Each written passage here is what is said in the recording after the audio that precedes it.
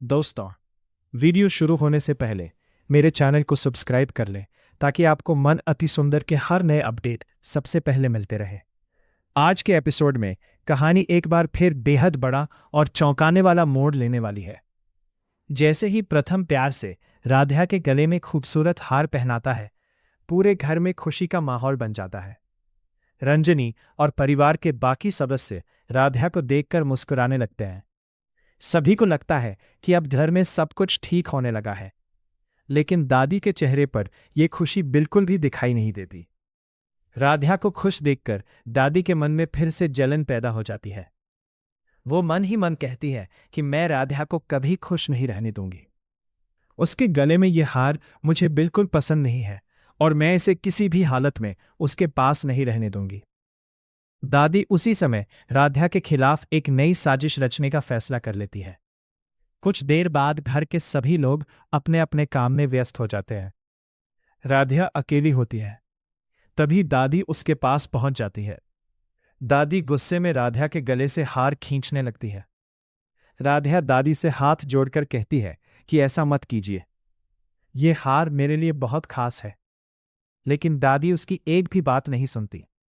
राधा बार बार दादी से विनती करती है कि यह हार सिर्फ एक गहना नहीं बल्कि प्रथम के प्यार की निशानी है। वो रोते हुए दादी को रोकने की कोशिश करती है, लेकिन दादी का गुस्सा और बढ़ जाता है। वो राधा को धक्का देकर हार अपने हाथ में ले लेती है। इसके बाद दादी बिना एक पल सोचे वो हार जलती हुई आग में फेंक देती है। कुछ ही सेकंड में हार आग की लपटों में जलने लगता है। अपनी आंखों के सामने वो हार जलता देखकर राधा पूरी तरह टूट जाती है।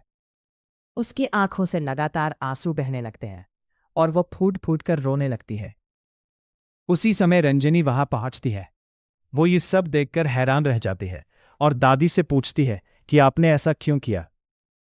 रंजनी दादी को समझाने की कोशिश करती है कि किसी की खुशियां छीनना ठीक नहीं है, लेकिन दादी अपनी जिद पर अड़ी रहती है।